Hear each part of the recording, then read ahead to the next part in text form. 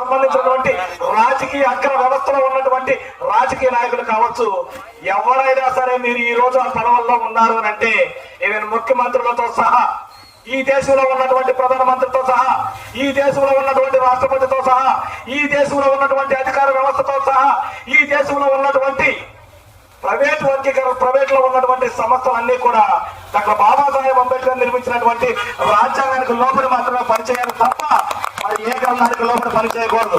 ఈ భారతదేశంలో క్రిస్టియన్లు ఉన్నారు, ఈ భారతదేశంలో ముస్లింలు ఉన్నారు, ఈ భారతదేశంలో హిందువులు ఉన్నారు, ఈ భారతదేశంలో బౌద్ధులు ఉన్నారు, ఈ భారతదేశంలో జైన్లు ఉన్నారు.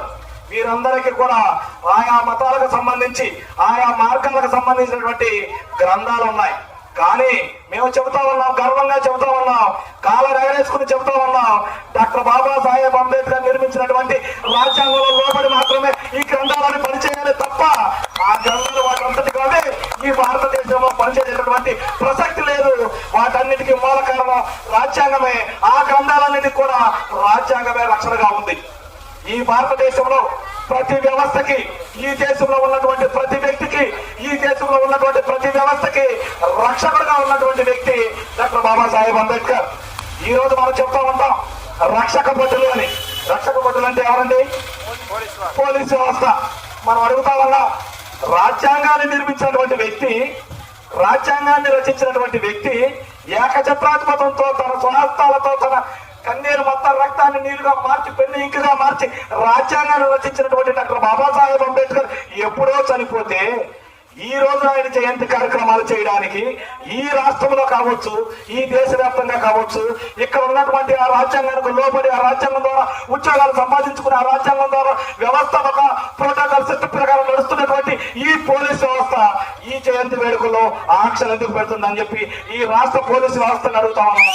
మరి ముఖ్యంగా ఉన్నటువంటి పోలీసు వ్యవస్థను కూడా మేము అడుగుతా ఉన్నాం, వారి చర్యల్ని తీవ్రంగా ఖండిస్తా ఉన్నాం.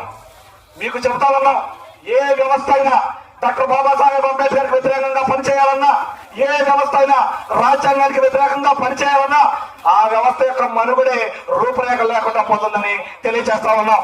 డాక్టర్ బాబాసాహెబ్ అంబేద్కర్ ఈ దేశంలోనే కాదు ప్రపంచంలోనే అపరమేధంగా ఉన్నాడు కాబట్టి, ఈ దేశంలోనే కాదు ప్రపంచంలోనే అత్యధిక డిగ్రీలు చదివి ఉన్నాడు కాబట్టి, ఈ దేశంలోనే కాదు ప్రపంచంలోనే ఒకే సంవత్సరంలో 2 PhDలు చేసినటువంటి ఏకైక వ్యక్తి డాక్టర్ బాబాసాహెబ్ అంబేద్కర్ కాబట్టి మనం మాట్లాడుకుంటూ చెప్పుకుంటా పోతా ఉంటే అంబేద్కర్ అంత తెలివిగాడు కాబట్టి, అంబేద్కర్ ఎన్నో వందల వేల సంవత్సరాల ముందు చూపుతో మనకు ఒక మార్గదర్శిగా ఒక నిఘంటువుగా రాజ్యాంగాన్ని మనకు అందించాడు కాబట్టి చెప్తా ఉన్నాం. ఈ రోజు ఆ రోజు తెలివిగా అంబేద్కర్ ఒక మాట మాట్లాడాడు.